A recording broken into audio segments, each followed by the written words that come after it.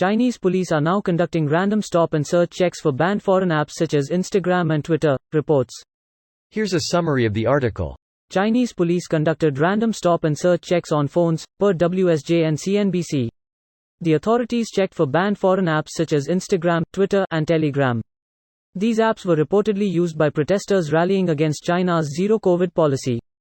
As protests over China's draconian COVID-19 policy intensify, local police tried to quell further escalation by conducting random stop and search checks for banned foreign social media apps, The Wall Street Journal and CNBC reported Monday.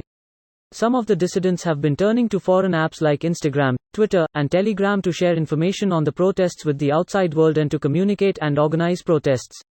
These foreign social media apps are banned in China, but they can be accessed through virtual private networks, or VPNs. In Shanghai, police conducted phone inspections in People's Square Station, a transportation hub, looking for banned apps, the journal reported, citing messages posted in a chat room used by protesters and viewed by the publication. A video posted on Twitter by senior BBC journalist Edward Lawrence showed police officers in Shanghai forcing protesters to delete protest-related imagery from their phones.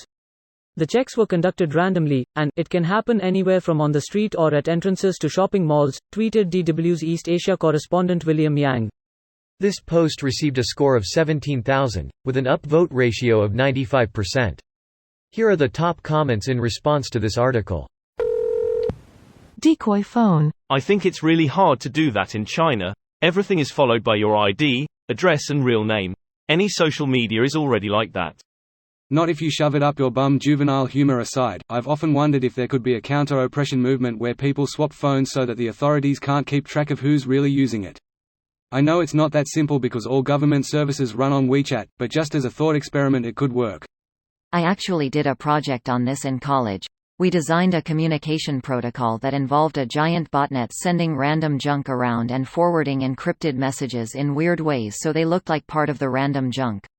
The problem is that oppressive regimes don't mind punishing innocent people too. All of this was only done at an undergraduate level, so it was more prototype than working system. It did accidentally DDoS our department's DNS server and broke all of our professors' email for a morning. That sounds like a story I would love to read on our TIFU. TIFU in China is asking my government for extradition. I am not sure how much to believe of the news about China, but every aspect of living there sounds like a nightmare. It's like a bad sci-fi movie that just never ends. Unreal. A dystopia worthy of a cyberpunk game. Interesting how every cyberpunk kind of future has been realized. Minus the sexy stuff, sad face. That's the problem with cyberpunk. The sorts of societies that cyberpunk media warns about would not prioritize aesthetics at all like the movies and games do. Actual cyberpunk futures would involve a lot of run-down, shitty places with advanced, yet by then dated tech slapped on top. All the neon ended up being confined to the inside of my PC case, and my keyboard. Please, can't I at least have my Soma? Or AI chatbots that aren't repeatedly lobotomized? Genuinely surprised that the CCP doesn't just force companies to install backdoors or malware on devices, from the factory. They did. Huawei and Xiaomi, among other Chinese cell phone brands, are ordered to have pre-installed backdoor apps on their latest lines of product.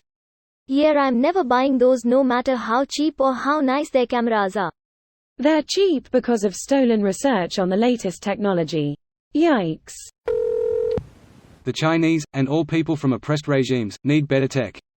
Something with plausible deniability, an app that can allow users to communicate safely and with privacy but gives no indication it is present if one of these cops do a random search of a phone. It is possible to do stuff like that with forked Android ROMs or just some phones that can run Linux directly, but it is beyond most users' technically ability at the moment, and not even possible on iPhones. We are going to be entering some kind of era where the average citizen is really going to have some base hacker skills if they want to communicate without fear of retribution, and that's disgusting. It never should have reached a point where that is necessary.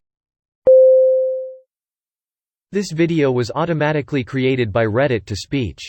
The article and comments in this video were selected from Reddit according to their upvotes, and any paraphrasing was performed by smmry.com, without any human intervention.